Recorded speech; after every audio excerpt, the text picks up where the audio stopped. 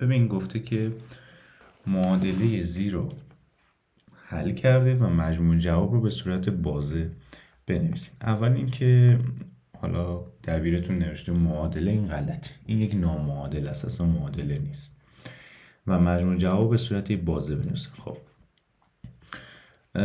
طبق چیزی که اول گفتیم دونه بدونه در مرحله اول تو میای چیکار میکنی؟ ریشه ها رو پیدا میکنی.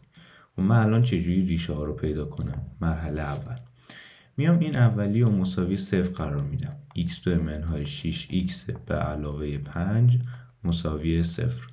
خب اینجا من قاعدتا باید بیام تجزیه بکنم دیگه. مساوی 0 قرار میدیم، یه x اینجا یه x هم اینجا. حالا چه چیزی من باید اینجا بذارم؟ باید بگم دنبال دو تا عدد که ضربشون بشه 5 جمعشون بشه منفی 6. خب حالا یکی از عددا رو من میذارم 5، یکیش هم میذارم 1، چون ضرب اینا میشه 5. حالا اگر جفتشون مثبت در نظر بگیرم جمعشون میشه مثبت 6، پس قاعدتا باید جفتشون منفی در نظر بگیرم که جمعشون بشه منفی 6. از اینجا چه اتفاقی میفته؟ از اینجا من متوجه میشم که اگر بخواهیم این بخش برابر 0 باشه، پس این x باید باشه 5. این یه دونه ریشه. اگر بخوام این برابر 0 باشه که ضرب بشه تو این بشه 0، این x من اینجا باید برابر 1 باشه. خب پس x من اینجا میشه 1 و اینم یه دونه دیگه. حالا میریم سراغ این یکی. اون یکی چجوری 0 میشه؟ x به علاوه 2 چجوری میشه 0؟ خب فقط کافیه جای x بذاری منفی 2، همین تمام. یعنی این 2 رو بیاری اینور میشه منفی 2. واضح هم است، تو اینجا منفی 2 بذاری میشه 0. آخری چجوری 0 میشه؟ x منهای 1 به توان 3 چجوری 0 میشه؟ خب نگاه میکنیم میگه آقا توان 3 چه چیزی صفره؟ 0 دیگه، پس این داخل 0 بوده. خب این داخل چجوری 0 میشه؟ جای x رو کافی بذاری 1، پس x مون مساویه 1 خواهد شد. منتها یه نکته اینجا وجود داره. نکته اینه که تو الان اگر بخوای اینجا اینو تعیین علامت بکنی، یه دونه 1 اینجا داری که تو مخرجه، خب یه دونه 1 هم اینجا داری که تو صورته اینجا. خب بنابراین اینا رو باید ساده بکنی. چجوری؟ من میام اینجا اینو اول از همه این بالایی رو چی می نویسم؟ همینی که باز کردم، می نویسم x منهای 5 در x منهای 1. درسته؟ که داره در x به علاوه 2 ضرب میشه بر روی اینجا هم که یه x منهای 1 داریم داره به توان 3 میرسه، کوچیک‌تر از 0. درسته؟ حالا چه اتفاقی میفته؟ قاعدتا من یه دونه 1 تو صورت اینو 0 میکنه، یه دونه 1 هم تو مخرج اینو 0 میکنه. پس این x منهای 1 یکی ازش رو تو صورت میزنم، یکیش هم تو مخرج میزنم که این میشه 2.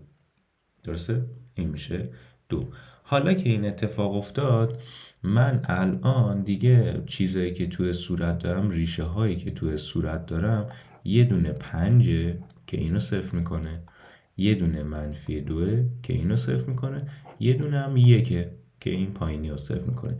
پس دیگه با اینا ما کاری نداریم. ما طبق حالت روتین خودمون رفتیم، ولی دیدیم اینجا 2 تا x پیدا کردیم که میشه 1. یعنی این x مخرج رو 0 میکنه، این x مساوی 1 صورت رو 0 میکنه. خب اینجا ما به مشکل میخوریم، تو جدول تعیین علامت نمیتونیم این کار بکنیم. بنابراین مجبور شدیم بیایم ساده سازی بکنیم که دیگه ریشه های یکسان نداشته باشیم. حالا میایم ادامه میدیم، جدول رو رسم میکنیم. خب جدول رو که رسم کردیم، ریشه ها رو میچینیم اینجا. چند تا ریشه داریم؟ 3 تا ریشه داریم. کوچکترینش منفی 2، بعد 1، بعدیش هم 5. اول یه x منهای 5 اینجا داریم، بعدش یه x به علاوه 2 اینجا داریم و بعدش هم یه x منهای 1 به توان 2 اینجا داریم. دقت کن شده توان 2. اینا رو میچینیم. x منهای 5 ریشش اینه، سمت راستش مثبته، مثلا 6 بذاری اینجا، بعد از 6 مثبت دیگه. سمت چپش هم منفیه. همیشه سمت راست موافق علامت آ، این آ، و سمت چپ مخالف. بعدیش x به علاوه 2 ریشش منفی 2 که سمت راست موافق علامت آ، سمت چپ مخالف. این مثبت. بعدیش هم که یک دیگه، ریشه یکه که کلا مثبت میذاریم. چرا کلا مثبت میذاریم؟ به خاطر اینکه توان زوج داریم. خب آخرش هم میایم یک نتیجه گیری میکنیم. نتیجه گیری هم حالا اسمش مثلا میذاریم پی ایکس، هیچ فرقی نمیکنه. نتیجه گیریمون چجوریه؟ میگه که آقا ریشه های صورت یعنی 5 و -2 صورت من رو صفر میکنن، پس 5 و -2 صورت من رو صفر میکنن. اما ریشه مخرج یعنی 1 عبارت من رو تعریف نشده میکنه. خب حالا میایم اینا رو تو هم دیگه ضرب میکنیم، منفی در منفی مثبت، اینجا یه دونه منفی منفی، یه منفی منفی، این هم که مثبت. حالا میریم سراغ چی؟ سراغ مجموع جواب. قسمت آخر مجموع جواب. اگر به ما گفته بودن تعیین علامت کنید همین کافی بود، ولی گفته مجموع جواب رو بنویسید و نامعادله حل کنید. خب توی نامعادله من دنبال کجاها میگم؟ جاهایی که x کوچیکتر از صفره، این عبارت من کوچیکتر از صفره. کجا کوچیکتر از صفره؟ اینجا جواب منه و اینجا جواب منه. حالا من میتونم از -2 تا 5 رو بنویسم، از -2 تا 5. خب منتها خود -2 و خود 5 حضور ندارند. چرا؟ به خاطر اینکه اینا عبارت ما رو صفر میکنن، ما نمیخوایم صفر باشه، اینجوری که نداریم زیرش. خب نداریم، پس بنابراین این وجود نداره. -2 و خود 5 وجود نداره. از -2 تا 5 عبارت من منفیه و چیزی هم که هست اینه که خود تک عضوی 1 رو من باید بکشم بیرون. تک عضوی 1 عبارت من رو داره چه کار میکنه؟ تعریف نشده میکنه. پس از -2 تا 5 رو من دارم، منتها اون 1 رو از توش میکشم بیرون.